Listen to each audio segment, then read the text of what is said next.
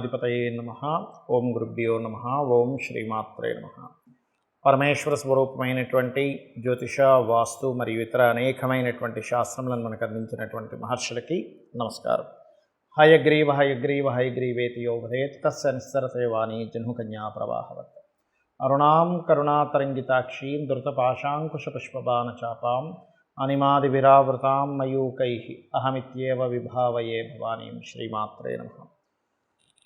ప్రేక్షకులకి ఆ లలితాంబిక అమ్మవారి యొక్క అనుగ్రహం పరిపూర్ణంగా కలగాలని మనస్ఫూర్తిగా కోరుకుంటూ మనం ఈరోజు చెప్పుకోబోయేటువంటి టాపిక్ ఏమిటి అంటే, ఇప్పుడు మనకి 1వ తేదీ నుంచి కుజుడు తన ఓన్ హౌస్లోకి ఫైరీ సైన్లోకి వస్తున్నాడు. మరియు శని కుంభరాశిలో ఉండి తన ఓన్ హౌస్ నుంచి కుజుడిని వీక్షిస్తున్నాడు.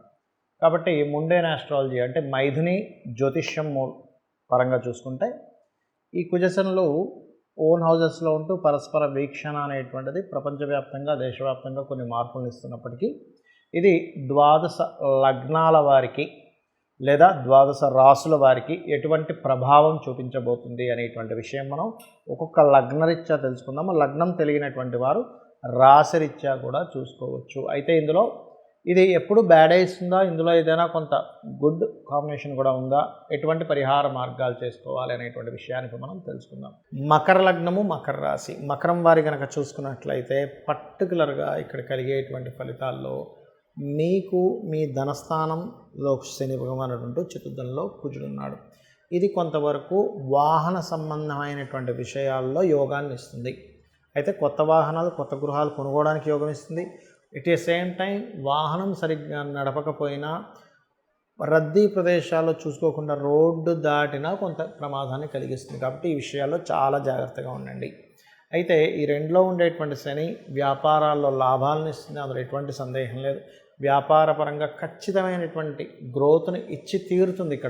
ఇందులో ఎటువంటి సంశయం అవసరం లేదు. అలాగే దీంతోపాటు ఇక్కడ గమనించుకున్నట్లయితే ఈ కాంబినేషన్ పర్టికులర్గా ఇది ఏదైతే ఈ యొక్క పర్టికులర్ జోన్ ఉందో ఇందులో మీకు 2వ స్థానం అంటే కుటుంబ స్థానంగా చెప్తారు. ఆ కుటుంబాధిపతి కుజుని వీక్షిస్తున్నందుకు కుటుంబ సభ్యుల్లోనే ఏదైనా ఒక ప్రాపర్టీ రిలేటెడ్ సంబంధించినటువంటి అంశాలలోని మరియు కుటుంబాల్లో బాగా ఏజ్డ్ పర్సన్స్ ఉండడం, ఇప్పుడు వాళ్ళు చేదస్తాం అని చెప్పని కొంచెం వాళ్ళతో చిన్నపాటి గొడవలు రావడం కానివ్వండి. అదేవిధంగా కొన్ని ఫ్యాక్టరీస్ అది నిర్మాణం చేసేటువంటి విషయాల్లో కొంత అగ్రెసివ్గా కొన్ని పనులు ముందుకు జరుగుతాయి.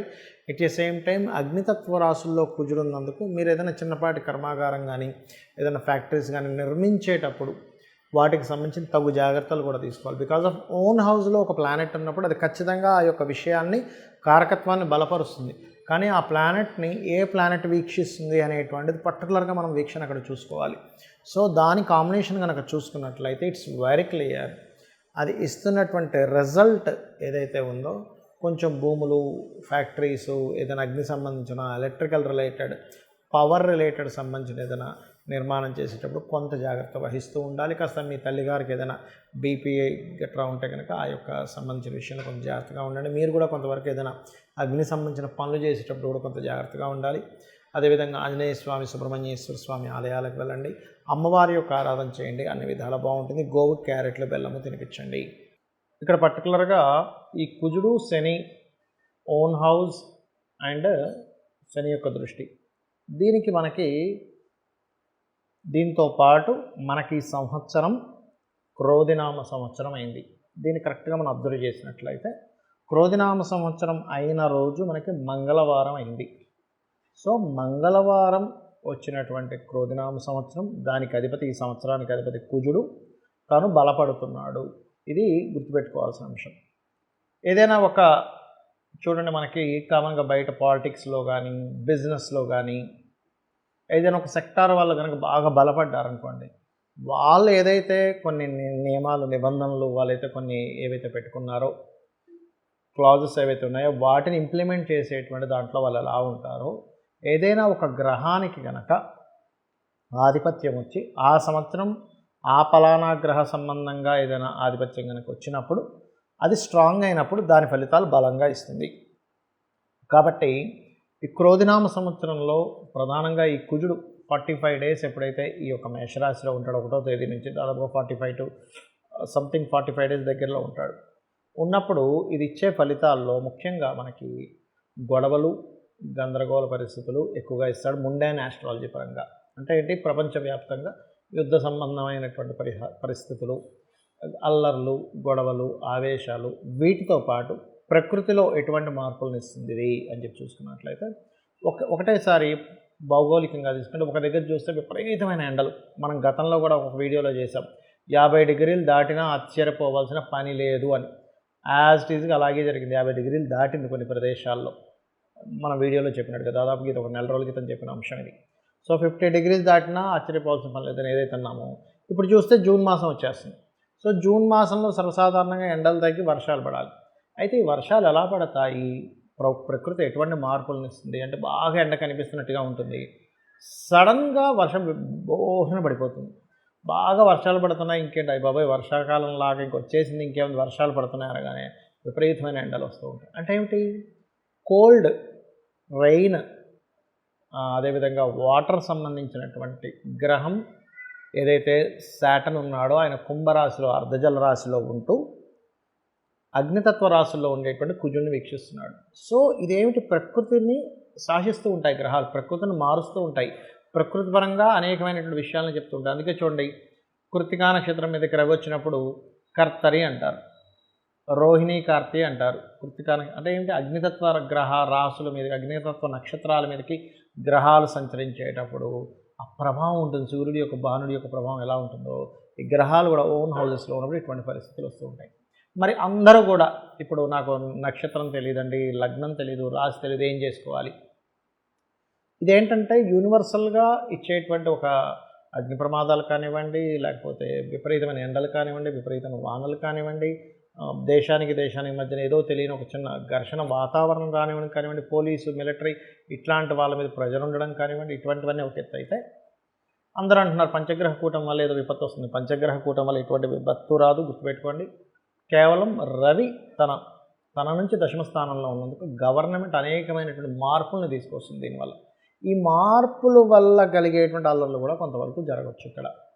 అయితే ఇక్కడ మనం ఎవరు ఎలా ఉన్నా, అంటే ఏ నక్షత్రమైనా వాళ్ళ గ్రహస్థితి ఎలా ఉన్నా వాళ్ళు చేసుకోవాల్సింది, మనకి లక్కీగా శనివారం నాడు ఆంజనేయ స్వామికి సంబంధించినటువంటి హనుమత్ జయంతి కూడా వస్తుంది. సో ఆ రోజు నుంచి ఈ 45 డేస్ కంటిన్యూ 40 డేస్ ఎవరైతే ఆంజనేయ స్వామి యొక్క స్తోత్ర పఠనం చేస్తారో ఉదయం సాయంత్రం హనుమాన్ చాలీసా చేసుకోవచ్చు. అంటే ఎటువంటి ఇబ్బందులు ఉండవండి. ఎప్పుడైనా శని కుజ సంబంధించినటువంటి గ్రహస్థితి వచ్చిందనుకోండి, ఎవరికైనా జన్మజాతకంలో కావచ్చు, వాళ్ళ యొక్క గోచారంలో కావచ్చు, ఏదైనా వచ్చినప్పుడు ఏమవుతుందంటే ప్రెషర్ ఉంటుంది, బాగా స్ట్రెస్ ఉంటుంది. అది ప్రకృతిలో అయితే ఆ రకంగా ఉంటుంది, మనుషులకైతే స్ట్రెస్ ఎక్కువగా ఉంటుంది, బాడీ పెయిన్స్ అని అదని ఇస్తూ ఉంటుంది. అయితే ఇక్కడ ఎవరైతే హనుమత్ సంబంధించినటువంటి పారాయణము, మన్యసూక్త పారాయణము, లేదా చండీ వినడం, చండీ పారాయణం చేయడం, ఇలా ఎవరైతే చేస్తారో వారికి దీని ప్రభావం పడకుండా అదొక ఆరాలా నిలబడుతుంది.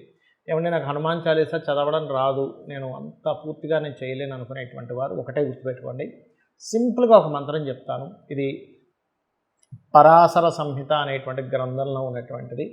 అదేమిటి అంటే, ఓం హరి మర్కటాయ నమః. బాగా ఉపాసకులైతే హరి మర్కటాయ స్వాహ కూడా చేయొచ్చు, బట్ నమః ఈజ్ గుడ్. ఓం హరి మర్కటాయ నమః కూర్చొని రోజు ఒక అరగంట సేపు చేసినట్లయితే మీ జన్మజాతకంలో ఒకవేళ శాటర్న్ అండ్ మార్స్ పాడై మీ లైఫ్లో సెటిల్మెంట్ లేదు, అన్నీ లేట్ అవుతున్నాయి, మాటికి అప్ అండ్ డౌన్స్ అవుతున్నాయి, లేకపోతే బాగా ఇబ్బందులు పడుతున్నాము, ఏం చేయాలో అర్థం కావట్లేదు, ఇటువంటి సిచ్యువేషన్స్లో ఉన్నా కూడా మీరు అటువంటి కష్టమైనటువంటి సిచ్యువేషన్ నుంచి ఆ యొక్క ఆంజనేయ స్వామి బయటపడేస్తారు. ఎందుకంటే అందరూ చూడండి, మనం బాధపడే దేని గురించి, అమ్మో శనిగ్రహం యొక్క ప్రభావం ఎలా ఉంటుందో, అమ్మో నాకు ఏనాడు శని నడుస్తుందని బాధపడుతుంటాను చూసారా. శని భగవానుడిని కంట్రోల్ చేసేటువంటి బలము కొన్ని గ్రహాలకి, కొంత దేవతా స్వరూపాలకి ఉంది. ఎవరెవరు అంటే, 1 ఆంజనేయ స్వామి, 2 సుబ్రహ్మణ్యేశ్వర స్వామి, 3 గణపతి, 4 నరసింహస్వామి యొక్క ఆరాధన. ఇలా శక్తి దేవత చండీకి కూడా ఉంటుంది. అంటే ఏమిటి, ఎనర్జీ అనమాట. అంటే ఒక చల్లగా ఉంది ఒక ఎనర్జీ, ఆ చల్లదనాన్ని పోగొట్టుకోవాలంటే వేడి ఎనర్జీ కావాలి మనకి. అంటే బాగా చలేస్తుందండి, అప్పుడు మనం ఏం చేస్తాం, ఒక ఫైర్ పెట్టుకుంటే దగ్గరికి వెళ్ళగానే చలిపోతుంది, కానీ చలిని పోకు అంటే పోదు. సో యాజ్ ఇట్ ఈజ్ మనం దీన్ని కనుక పాటించగలిగితే అద్భుతాలు మనం చూడడం జరుగుతుంది. కాబట్టి ఇది చేయండి. ఎటువంటి క్లిష్టమైన పరిస్థితుల నుంచి అయినా మీరు బయటపడడం జరుగుతుంది.